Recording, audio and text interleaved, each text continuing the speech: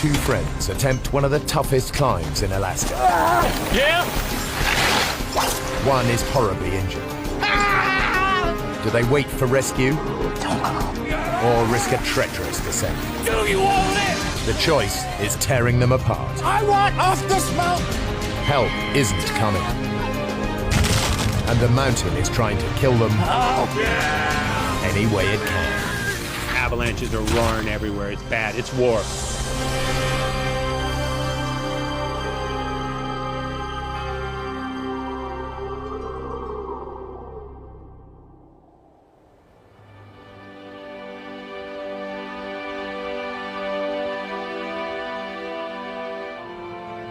Denali National Park, Alaska. 6 million acres of wilderness, dotted with spectacular glaciers and rugged mountain peaks. It's a magnet for extreme climbers like Dave Nyman and Jim Sweeney.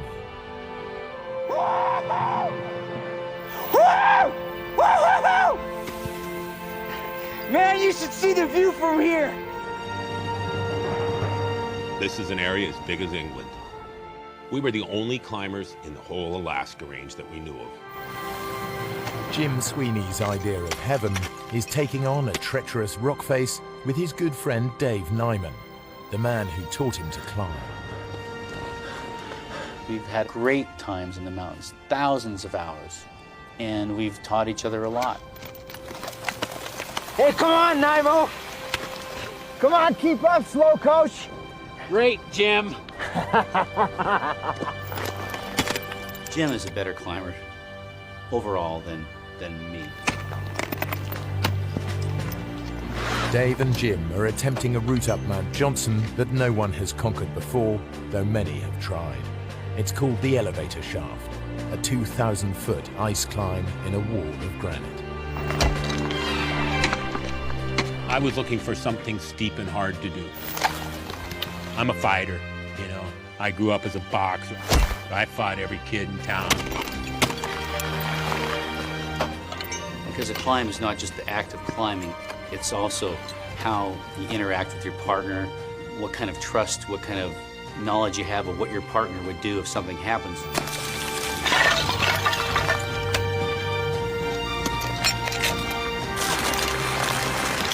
Jim's taking out the rope and he's moving fast.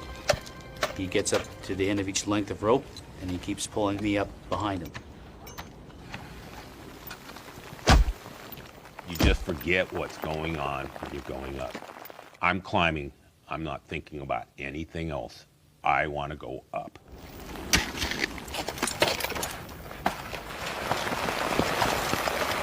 Hang on, Dave! Gotta get past the snowballs! After 2 hours of fast climbing, Jim reaches a bulge of snow above him. I'm looking for ice. I'm looking for something hard to get some purchase in. Oh! I was just kind of hunkering down, trying to keep snow from hitting me as he was fussing around up there. You're thrashing me, Jim! He's hollering at me, you know, and it's just constantly the snow's going down. Have you hit anything yet? This is nowhere, Dave. If I can't find some rock and ice to climb onto, I'll come down.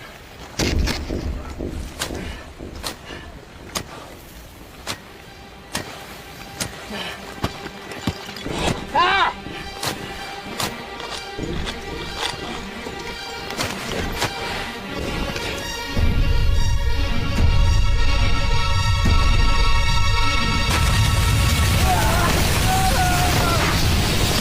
Cold wave of snow in a kind of a hissing roar that just whooshes by.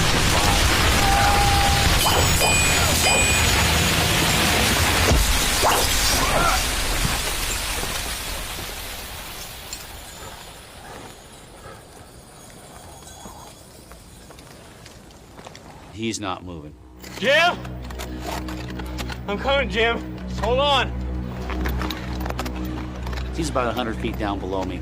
I knew I had to work fast. At this point, I don't know what kind of shape he's in. I don't know if he's choking, if he can't breathe. At that point, I know I have to move really quickly to get to him. Jim? I can see blood trickling out of his nose and his mouth and his ear. Jim? I touch him, and immediately he comes to life.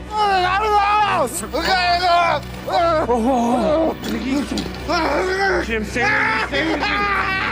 Get you down. Jim! He's gonna get you down. Jim?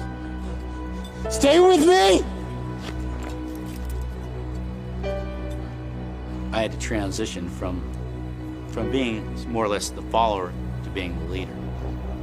I knew everything was up to me from now on.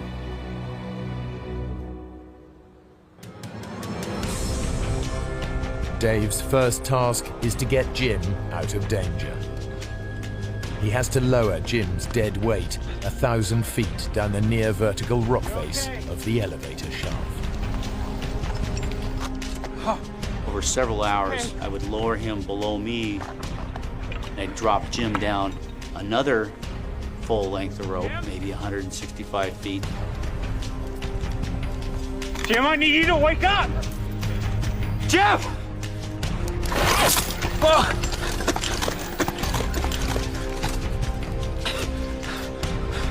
Okay, here we go. We're going again. It takes Dave the best part of 5 hours to lower Jim down to relative safety. Last bit, Jim.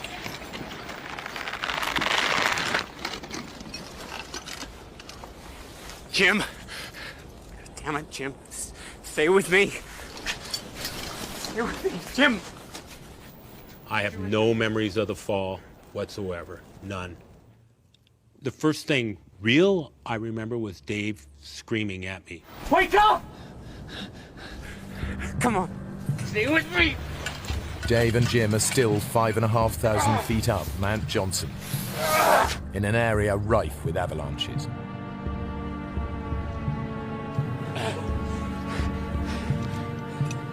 Battling deep snow and fading light, Dave drags Jim back to where they'd stashed their equipment. Jim has dislocated his hip. He drifts in and out of consciousness. Now Dave has to find a way of surviving the night. I dig straight into the hillside and move the snow from this 45-degree face. He digs a snow hole. The snow will insulate them from the plummeting temperatures of the oncoming night.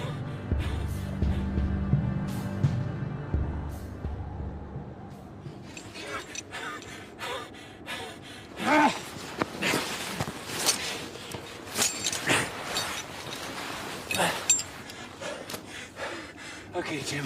Let's get you safe.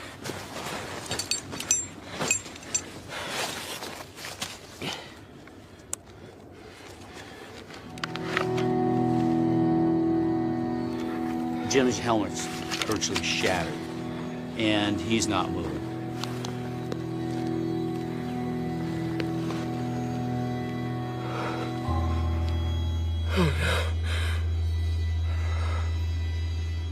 At that point, I realized that this has gone from bad to even worse.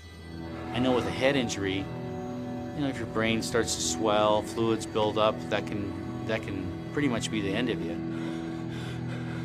There's all these different things going through your mind. If the weather turns and I don't get word out, we're going to be in a world of hurt.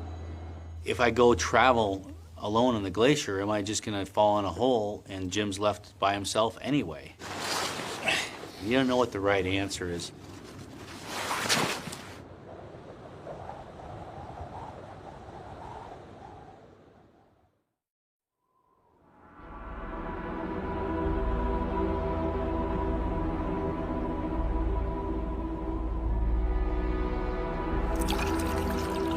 By morning, Jim is semi-conscious and Dave has made a decision.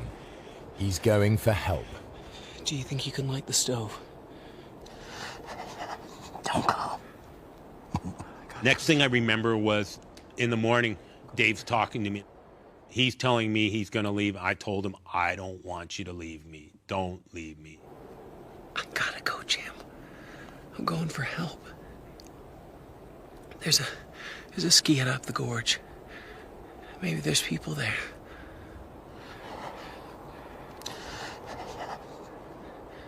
They might have a radio. We'll get a plane and be out of here in no time. I'll be back in a few hours, okay?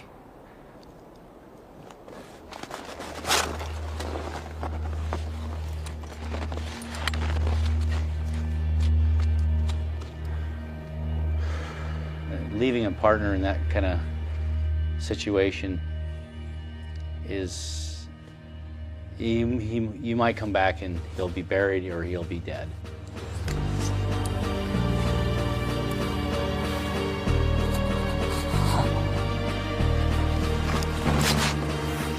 First, Dave skis a mile down Mount Johnson to the glacier, which runs like a motorway through the mountains.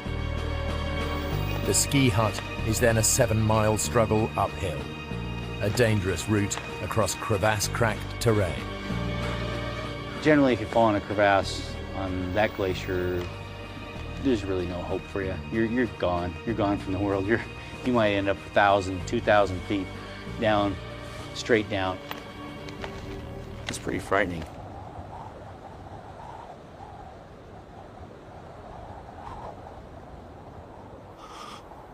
I don't know who I am.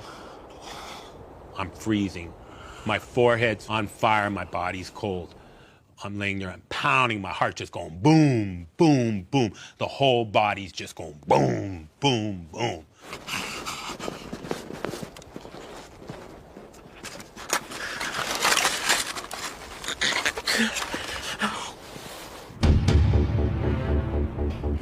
After 6 hours hard skiing, Dave reaches the ski hut. Help!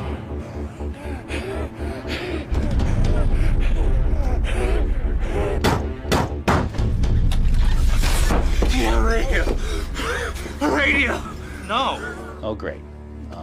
That means there's no cavalry coming today, and we can't just pick up the radio and call a plane passing overhead. Come on, sit down. The group of skiers are on vacation. One of them is a paramedic. He agrees to go look for Jim.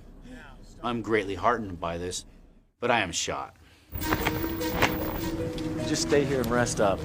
We'll see what we can do. And I told the 2 skiers leaving if they don't get to him tonight, they'll probably freeze. You're clear about where he is. You sure you can find him? We'll just follow your tracks. It's okay. Hey, be careful with him.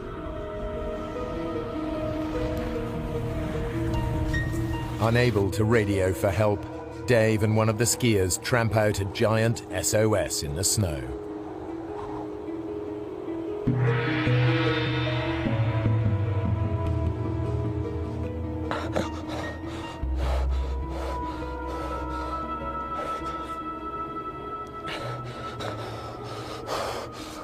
I can remember my fevered brow in the snow and still being warm, but my body freezing. You know, I can remember that feeling.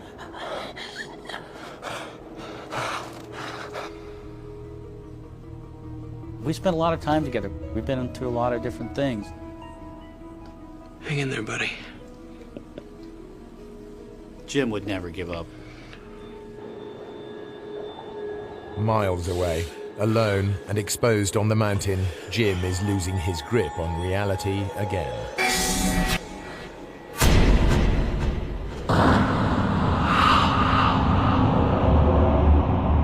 Black dreams, just as black as can be, you know.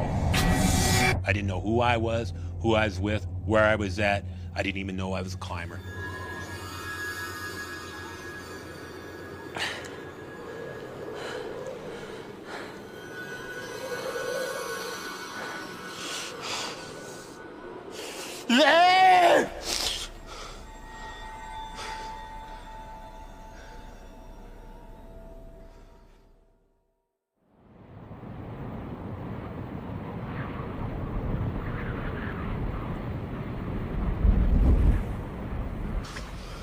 The next morning, Dave heads out to try and find the rescue party. They're already on their way up the glacier. They're towing a sled. My heart leaps. Oh, great, great. They're coming back. They rescued Jim. And then I think there's no way they can ski as fast as they're skiing, towing Jim. Then my heart just drops. Where's Jim? Didn't you find him? Look, we skied all the way over to the base of that shaft thing. That's a hell of a climb. He explains to me that they looked up and they saw a few avalanches coming down, and they decided that they didn't have the proper equipment. It's too dangerous. Getting more people killed won't help anyone. I'm trying not to be angry. I can't believe what I'm hearing here.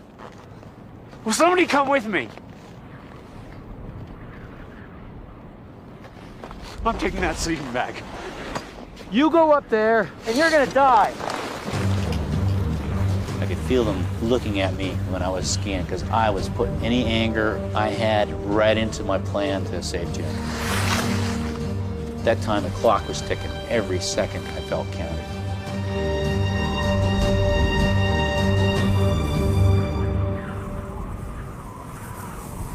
Eight miles away, Jim is being buried by snowslides. I realized I was somewhere bad. I'm totally encased in snow. I'm going, where the hell's Dave? I raced down the glacier. Maybe what I covered in 6 hours took a half hour, going downhill. And so I made it in no time down to the camp and just started grabbing gear. Dave heads back up to Mount Johnson, to the snow hole where he'd left Jim 30 hours earlier.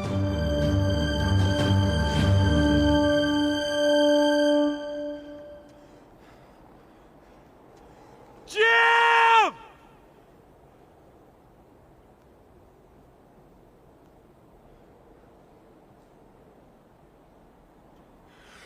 Jim! I heard probably the most beautiful sound I've ever heard. Oh!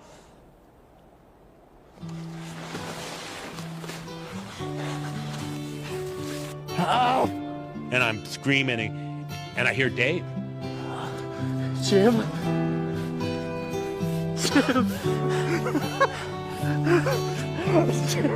He's buried in a snowslide.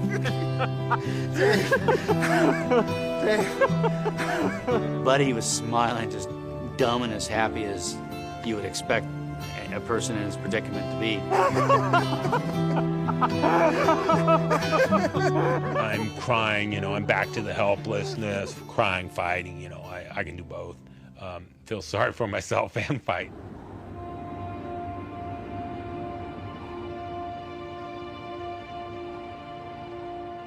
Dave pitches the tent near the snow hole, and at last Jim gets the opportunity to warm up. This is a nice, big, warm sleeping bag. Jim, I need to take a look at your hip. I think it might be broken. I know my hip's busted, you moron. I can take care of my hip. I'll stay in the bag, and you can pull me out of here. I don't believe that I have the ability to move Jim out of this area. Skiing off by myself, that's one thing, but I can't drag you out of here. I can't do that, Jim. Listen, there were people at the ski hut. They know we're here. Let's just hunker down and wait for help to come. Hey? Positively, 100%. He was waiting to get rescued. Dave's waiting for the rescue to come.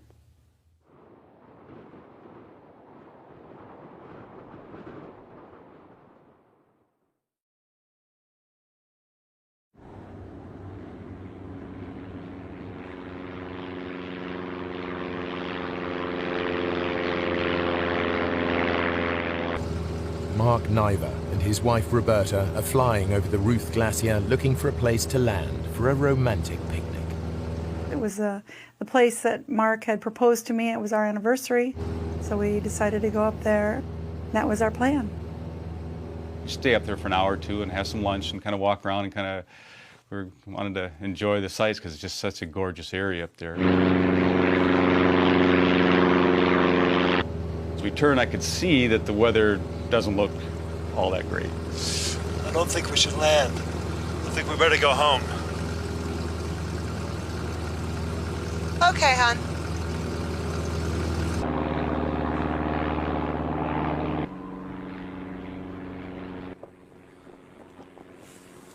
Jim, do you hear that? Jim, come on, man. There's a plane. And I figured it'll see the SOS. We'll be out of here in no time.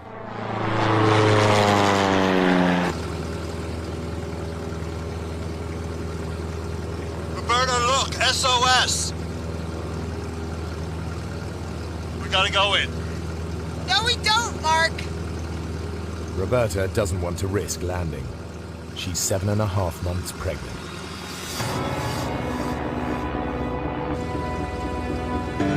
What are you doing? You just said we shouldn't land here. It's an SOS, we have to land. She's nervous, obviously, and she's telling me, Mark, we can't land. She's kind of hollering at me. It's somewhat distractive as I'm lining up to land.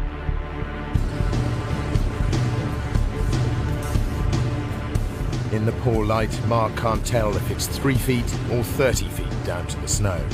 He tries to abort the landing. That elevation, you know, the air is pretty thin. The engine doesn't perform at all like it should.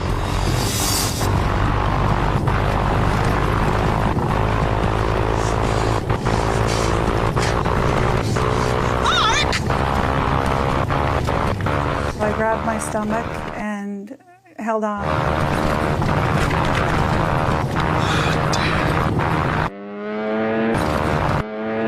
And all of a sudden, we just fell out of the sky.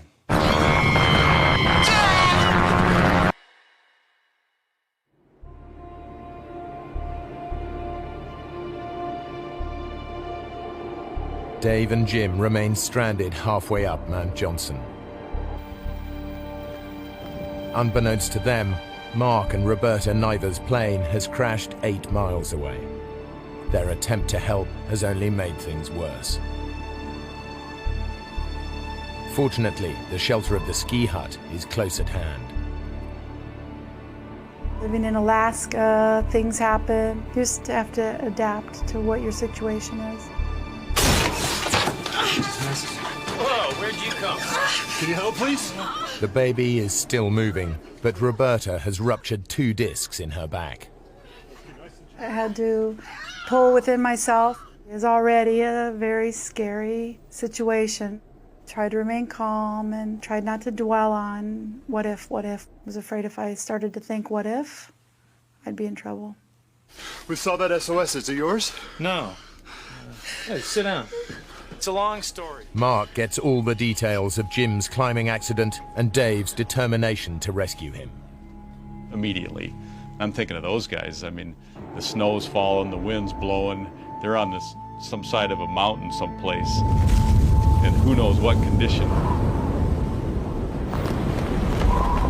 With hope of rescue dwindling, Dave and Jim resign themselves to spending another night on the mountain. As it gets darker, I can hear the snowflakes hitting the tent. They're huge. We're in no man's land.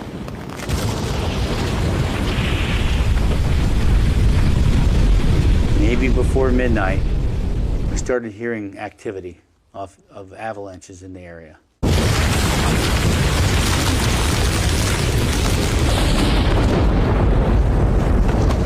Dave!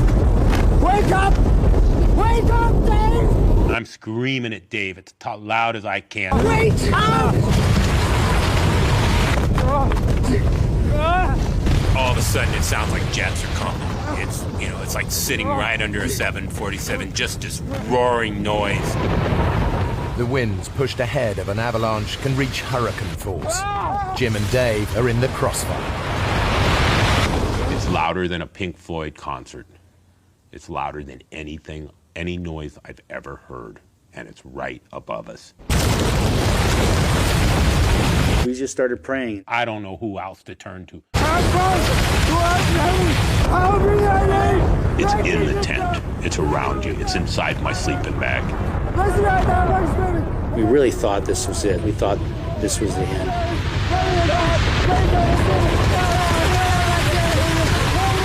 But we're saying these prayers just constantly, 3 every minute for hours.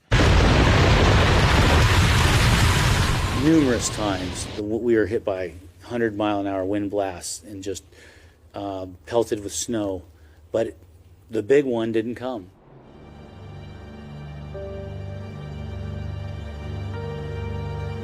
Mayday, mayday, mayday. This is Piper 173 Alpha.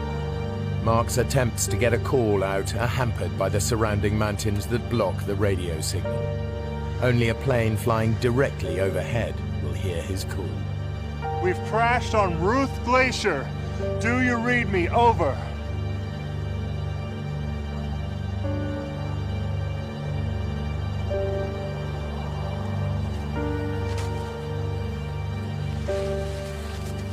I'm still amazed to this day that we're still around after that night.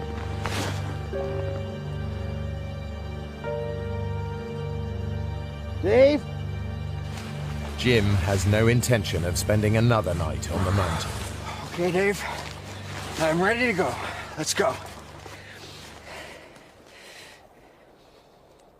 We can't just stay here. We're sitting ducks.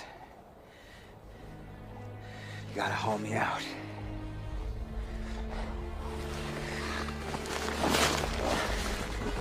We can make it down to the glacier. Someone will see us there, man. No one will see us here. Jim, would you look? It's too steep. I didn't think I could do it.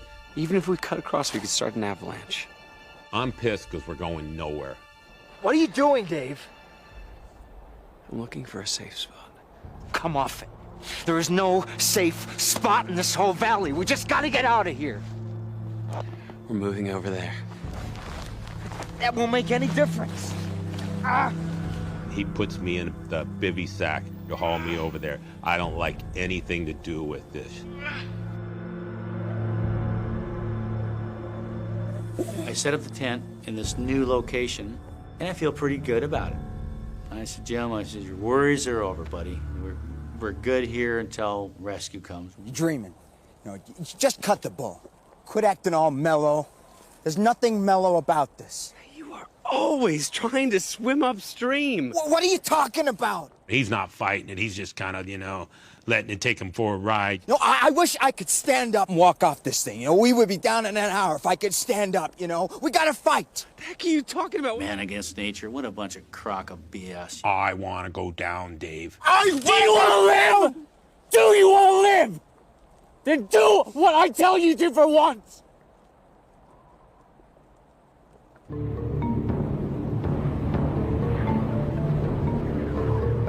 At the ski hut, they're no closer to alerting a rescue party. The food supply is running low, and the strain is beginning to show. There is nothing. Nobody there. I don't know how much longer I can do this, Mark. I'm sure somebody's made contact that we're missing, but they don't know if we're dead or alive. This is the 6th night on the mountain, and it's still snowing heavily. Jim and Dave are now holed up in what Dave believes to be a sheltered spot. And we might get a little bit of a blast. Nothing like the night before. Just feeling good. Yeah, I was right with my assessment. I put us in a safe place.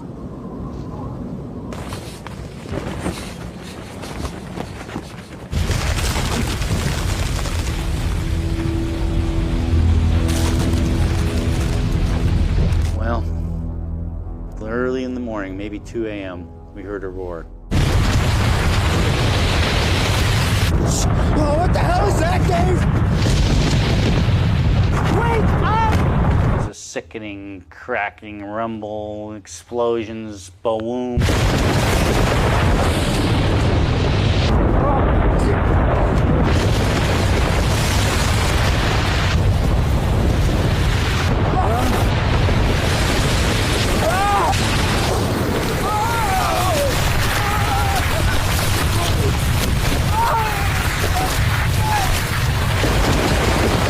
Fly downhill 200 feet, 300 feet.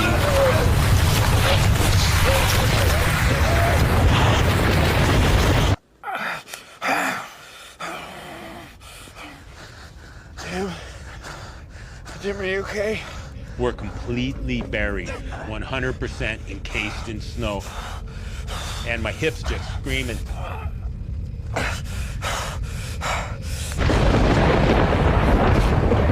I can feel a pocket.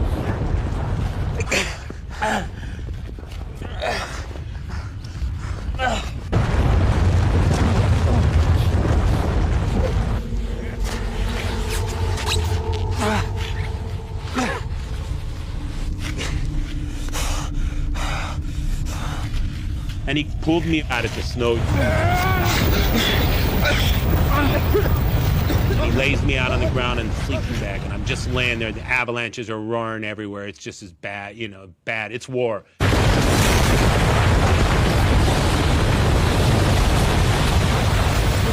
We're just laying out there with nothing. We can't find anything. There's nothing left, Dave! I was just scrambling like a madman. The shovel, it's the key survival tool you have in the mountains. Come on, man! Before another one comes! That's it! Come on, keep digging! Keep digging! Keep digging! I'm just thinking the next avalanche is coming and the next one's taking us down the hill.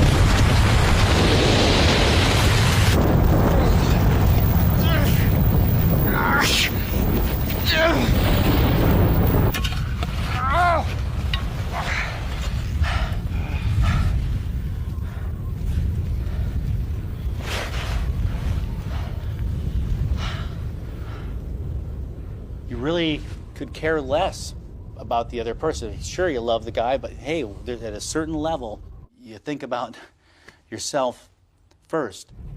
I will clamp myself, I'll chain myself to a leg, I'll bite it off, I'll crawl down here and kick his ass if he leaves me. There's dark thoughts, darkness that creeps in a survival situation. I don't have to be here. I'm mobile. Why the hell don't I just get out of here?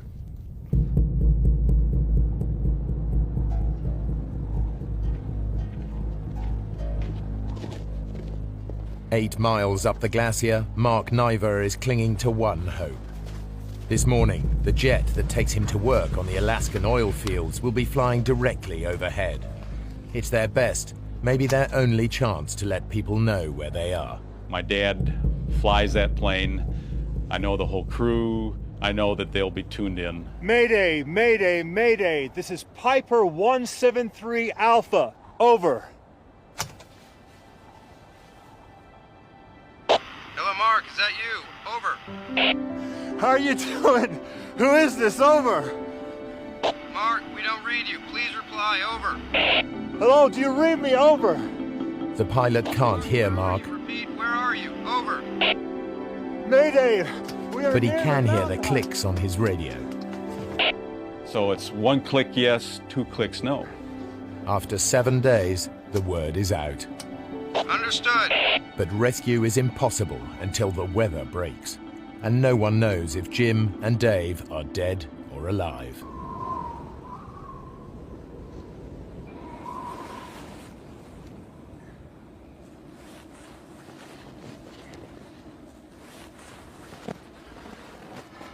I was so whooped by the avalanches from the night before.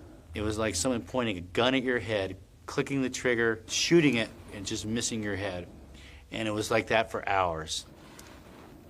When you looked at him, you just looked at this sagging face, uninspired, totally whooped man.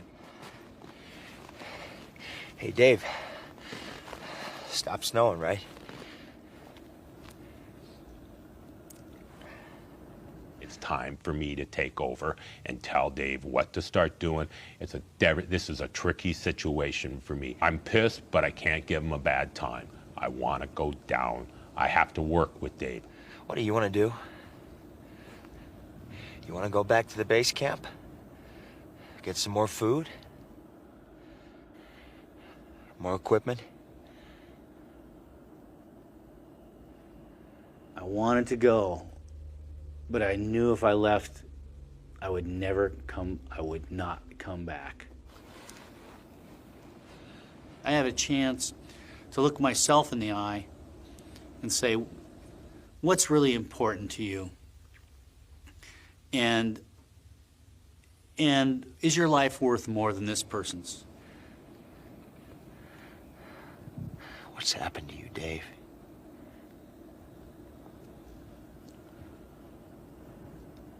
I'll tell you what.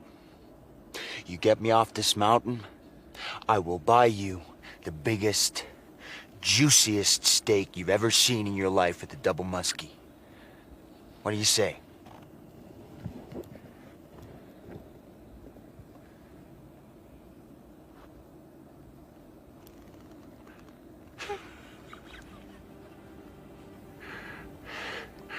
I want a 36-ounce filet mignon. There's no such thing. That's what I want. Well, then that's what you're gonna get. That was a huge, huge turning point for me, having that opportunity to leave and then just really deciding with 100% certainty that we were gonna make it together, that I'm not gonna leave him. So begins a back-breaking ordeal to drag Jim down the mountain. Start to shovel the trail, pack it down, then go back and pull Jim.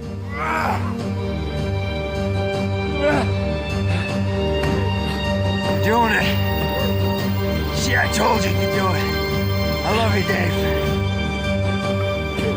This is the most focused I've ever seen Dave in his life. He's really getting it together.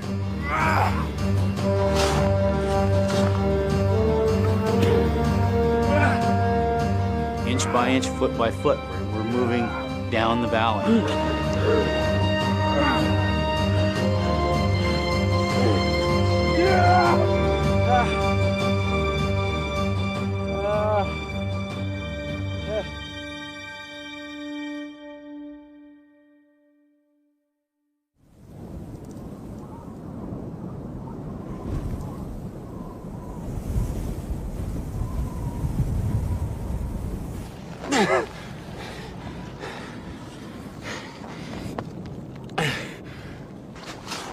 After 17 hours, they've gone less than half a mile closer to the glacier. Dave? Dave? You're doing it, man. You're doing it.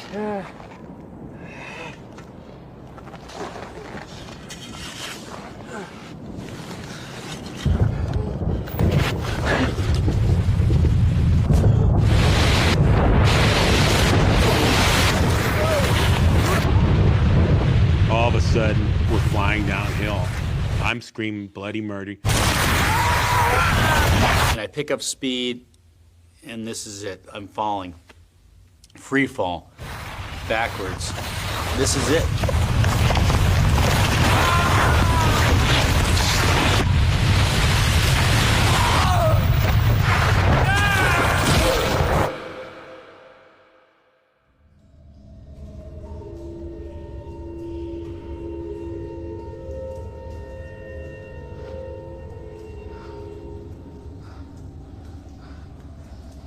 Jim's luck has held. He's been caught on a ledge 30 feet below the surface.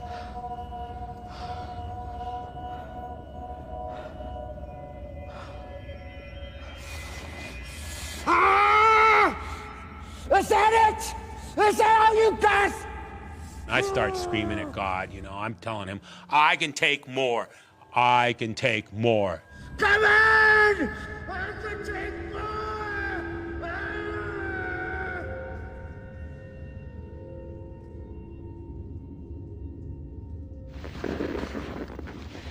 Dave has been swept far deeper into the 500-foot crevasse.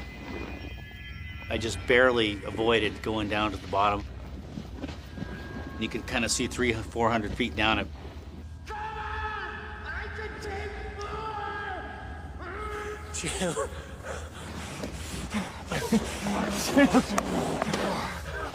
Jim. Oh, Jim. There's a ramp. And he says, Jim. He goes, there's a way out. We can make that, Jim. We can make that. Ramp must have been about 70 degrees. It was just ridiculous. Okay, Jim. On the count of 3. 1, 2. And again. 1, 2. That's the stuff. That's the stuff. Good, Jim. You're helping me. I'm looking right up at Dave. He's looking right down at me. This is going to be a lot of work. Hold yourself there. I'm holding it. I'm holding it. Come on. 1, 2, 3. It's total team effort. Total us working together. I had to try to get him up this ramp. Watch it, you gotta help me. He didn't have an ice axe, didn't have a shovel. Now my precious shovel is gone. Get on you, man, I'm holding. We're probably moving a foot at a time. Sometimes we're probably only making 4 inches on a pull.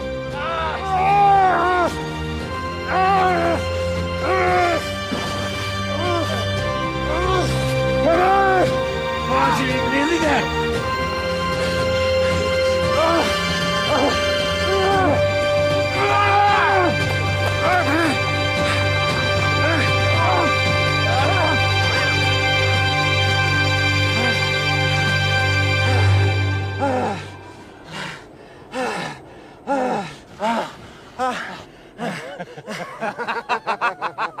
We're laughing. We're out of the crevasse. We're laughing.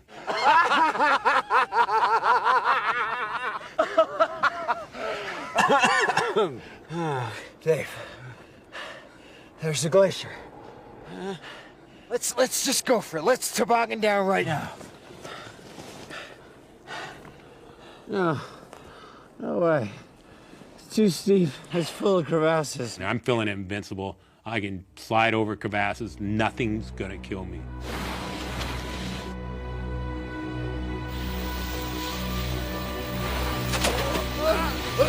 I'm sliding out of control down the gorge. I feel like I'm sledding as a kid. As soon as I got over 1 mile an hour, it just took off like a rocket.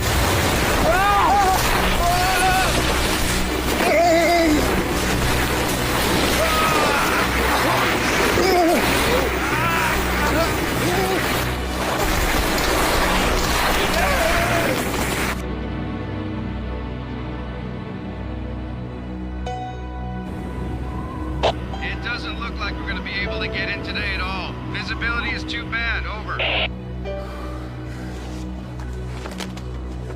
So I go back up to the mountain hut, and everybody's got this hopeful look on their face.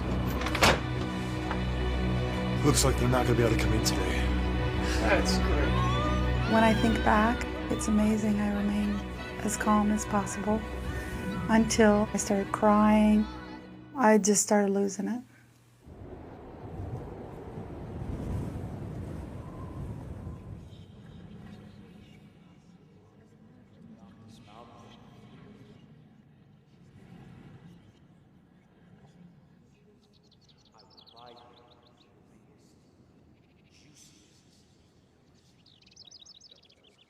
I swore I could hear voices, and I don't know if I'm going crazy. I could hear birds chirping, seemingly miles away. I could hear the tinkle of the snowflakes as it hit the snow. My senses became very acute.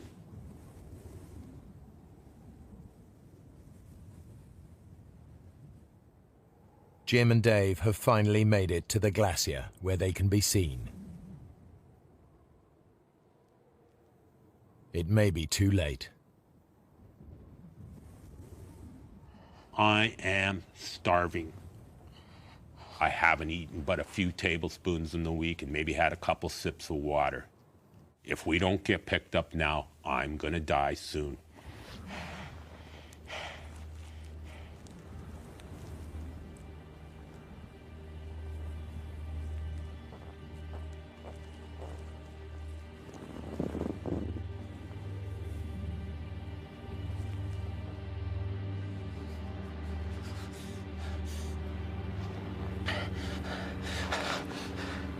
Now you're an airplane.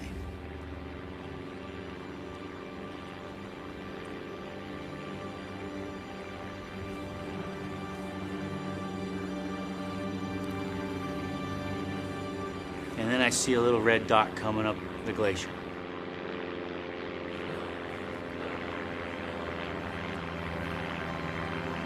A brief and almost miraculous break in the clouds has made rescue possible. That was a great moment. It was really hard. Hard for me to, of course, I broke down and cried at that point. And You did it, Dave. You did it. It's the best sound I've ever heard in my life.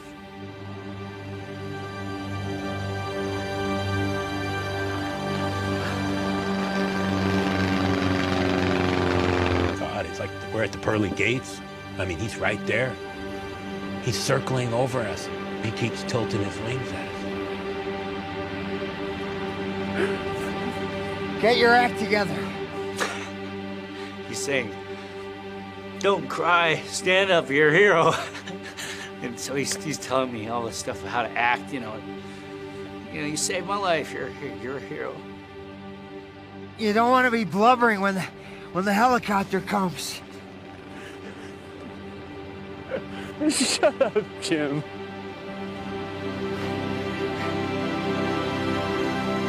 Alerted by Mark's radio, planes have been flying above the clouds searching until the weather suddenly cleared. Those few minutes of sunlight have saved them all.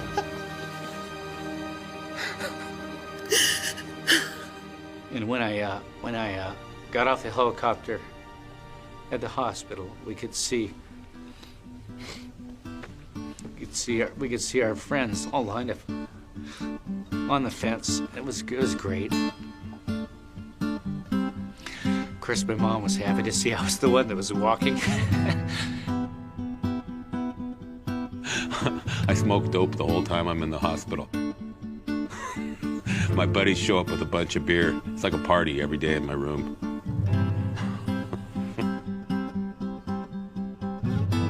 8 weeks later, Roberta gave birth to a healthy baby boy. Though Jim never fully recovered from his hip injury, it didn't stop him climbing. Dave is now a father and doesn't climb as much as he'd like to. For his efforts to save Jim, Dave was awarded the Carnegie Medal for bravery.